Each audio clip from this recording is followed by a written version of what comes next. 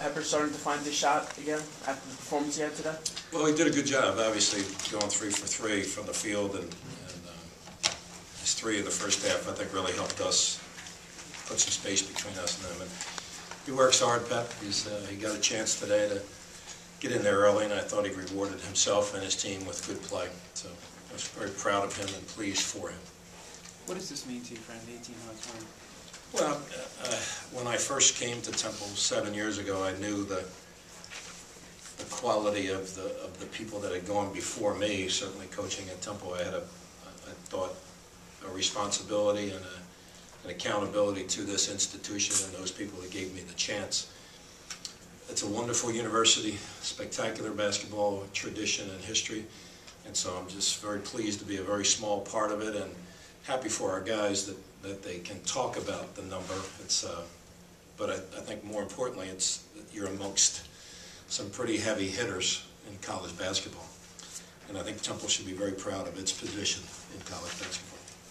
Was today just as important for you guys to put away, just as important as the Syracuse team to come in, kind of put away this team early, that you didn't really let them hang around and you got some of the younger guys in? Was this another important step for you guys to take? Yeah, it is. I think what we try to talk about is playing each possession. Every possession is critical, and because teams can make runs at you, and we slowed them down enough that they didn't make a big run at us.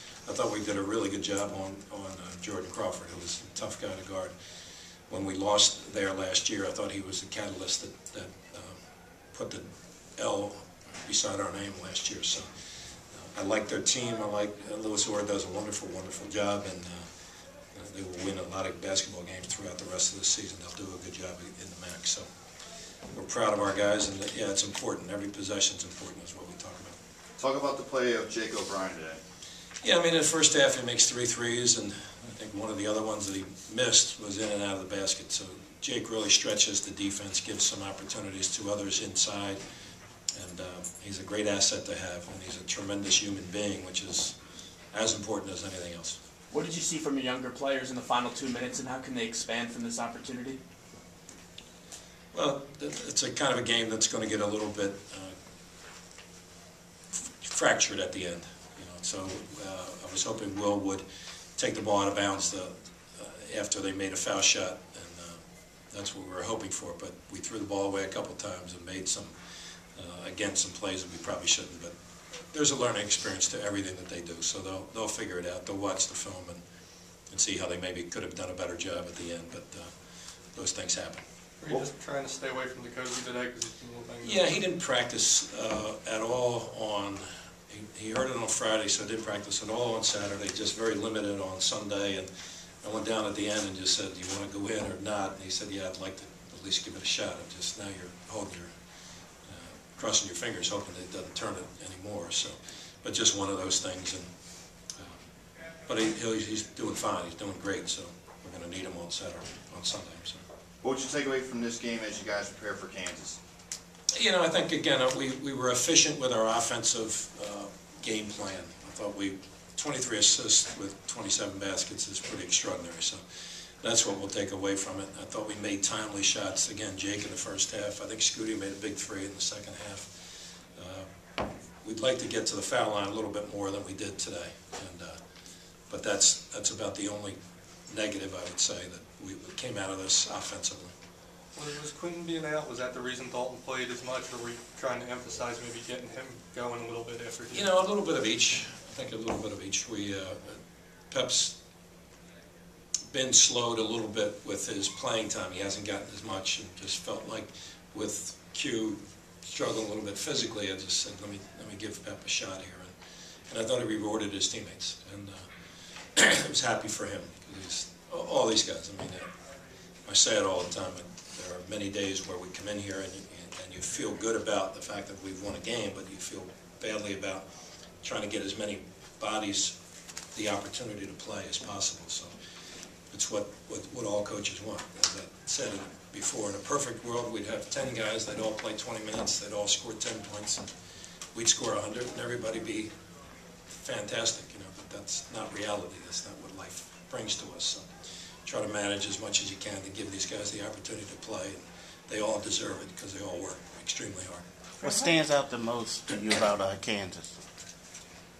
Well, they're just a wonderful basketball program, and I've had the opportunity to go there twice now. This will be my third time, once with the Penn team and once with the Temple team. And it's a fabulous experience, tremendous basketball atmosphere, and just like it was when we went to Madison Square Garden and played another spectacular basketball program, and we need to be ready to go on Sunday. 4:30 Eastern, 3:30 Central. And hopefully we will be ready. I think our guys will take this challenge as exactly what it is. It's what a wonderful opportunity. Hey, how did you handle the unexpected break with the game being postponed? Yeah, there's not much you can do. I've in my tender age, I've learned that you control what you can control. We would have liked to have played the game. It didn't happen. We just talked to our guys a little bit. If this is the worst thing that happens to you in your lifetime, you're in pretty good shape.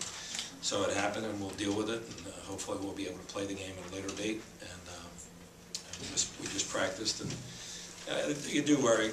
There was a question earlier about a long layoff, but it's the way it is, and you can't worry about it. You just got to deal with it. Beyond the obvious stuff, how do you manage the benches? Some of it just feel, situation, because like you said, this is probably the deepest team we've had, and it's not easy to get all these guys minutes. How much does that race through your mind during a game, and how hard is it to kind of manage all those pieces? Yeah, there's some science to it, other art to it, and a lot of seat of your pants to it, and just hopefully when you throw a guy in there, he does a really good job. And what we try to emphasize too is the accountability to your teammates and the responsibility that you have in each and every possession.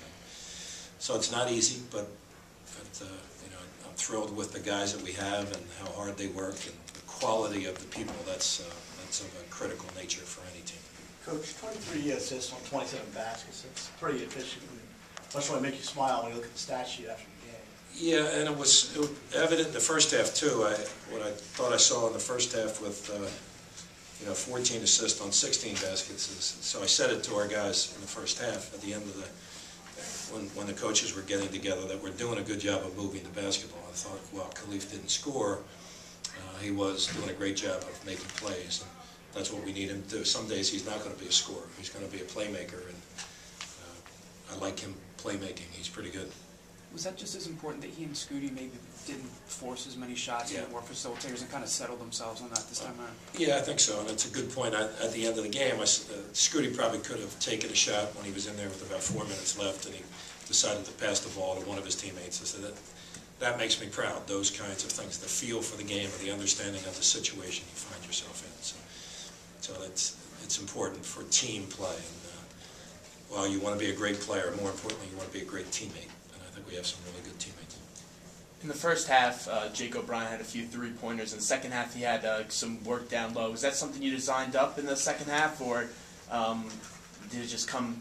Yeah, I would like to tell you what a great architect I am, and that's how it was all played. But the reality was, what we did say is that they're going to guard you differently in the second half than they did in the first half. So while you may have stepped away from the basket, got open looks in the first half, my guess is you're not going to get too many of them in the second half. So let's look at other ways that you can help your team. And I thought he did that. He got fouled. At an interesting time, too. We needed Jake's foul shots at that time, and he had a good follow, and he's a valuable guy for us. What was the last time you had somebody like him, whether it was here or at Penn, like a stretch guy like him? Yeah.